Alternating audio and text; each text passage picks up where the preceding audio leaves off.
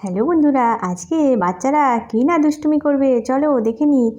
আরে আরে, এই খুশি, এই জানিস তো এগুলো মনে হচ্ছে সার্কাসের হাতি। ওই পাড়ায় সার্কাস হবে শুনেছিলাম না, সেই হাতি মনে হচ্ছে। এরে মিচি দিদি, জানিস তো আমারও তাই মনে হচ্ছে। এই এই দেখ, হাতিটার সঙ্গে না আমার কি সুন্দর বন্ধুত্ব হয়ে গেছে। আমি এখানে বসে আছি, আমাকে ঢিসই মারছে না। কী মজা, কী মজা। আরে আরে টিঙ্কু, তুই হাতির পিঠে উঠে বসে পড়েছিস, ব্যাপারটা কি? হাতিটা যদি সুর দিয়ে এক ঝাটকা মারে না, তোদের বাড়ি গিয়ে পড়বি। আরে না না না না, দেখ না, তানিয়া দিদি কিচ্ছু হচ্ছে না, ওর সঙ্গে আমার বন্ধু হয়ে গেছে, আমার তো খুব মজা লাগছে। আরে নেমে আয় নেমে আয়, আমিও যাই গিয়ে ওই জিরাফটার পিঠে উঠে পড়ি। এই তো এই তো, কী মজা। আরে আরে, খুশি দিদি তুই উঠলি, আমাকে একটু চাপা না, আমাকে একটু চাপা না রে। আরে না না, চাপানো যাবে না, বেশি ভারী হলে ও খুব রেগে যাবে রে, তুই ওখানেই বসে থাক। খুশি আর টিঙ্কুটা না ভীষণই পাজি, জানিস তো। এই এই নেমে আয়, এরা কিন্তু খুব রেগে যাবে, তখন কিন্তু মরেই যাবি। আরে আরে, কেউ তো কোনো কথাই শুনছে না, সবাই যে যার মতন হাতি জিরাফের পিঠে উঠে বসে আছে। আমি আর নামবো না, আমার খুব মজা লাগছে মিষ্টি দিদি, খুব মজা। এই এই যা না, ওদের জন্য তাহলে একটু বাড়ির থেকে খাবার নিয়ে আয়। হ্যাঁ, ওদের খিদে পেয়েছে না বলতো মিষ্টি দিদি?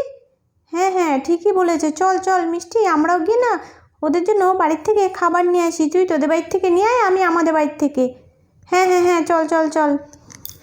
বাচ্চারা বাড়িতে আসলো পশুদের জন্য খাবার নিতে। ও দিদি ভাই, তুমি এখন এইগুলো রেডি করছো, ব্যাপারটা কি? কেউ আসবে নাকি?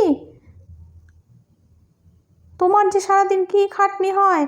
আর বলিস না ছোটো, তো দাদা ফোন করে বলল যে দুটো বন্ধু আসছে, তাই ঘরে যা আছে সেগুলো একটু জলখাবার হিসাবে দিতে। তাই আমি এগুলো গুছিয়ে নিলাম। বাচ্চাগুলো যে সেই কখন বেরিয়েছে, এখনও আসার নাম নেই।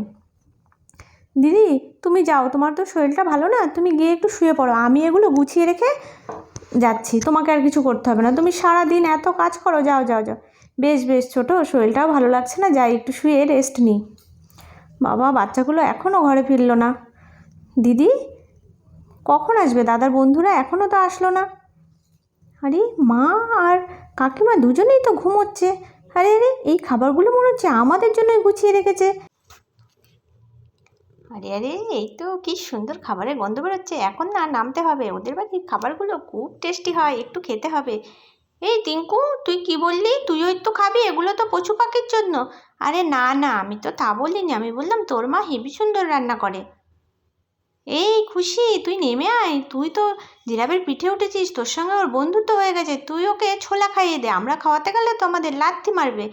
ঠিকই বলেছিস রে তানিয়া দিদি, আমার না জিরাফের সঙ্গে বন্ধু হয়ে গেছে, দেখ আমার কি ব্যাপার স্যাপার। হুম হুম, খুব ভাব নিচ্ছিস খুশি। হ্যাঁ, আমি যদি ওর পিঠে গিয়ে বসতাম না, আমার সঙ্গেও বন্ধুত্ব হয়ে যেত। বন্ধুরা, গল্পটা কেমন লাগলো? যদি ভালো লাগে একটা লাইক করে দিও, আর সাবস্ক্রাইব করে আমার পাশে থেকো।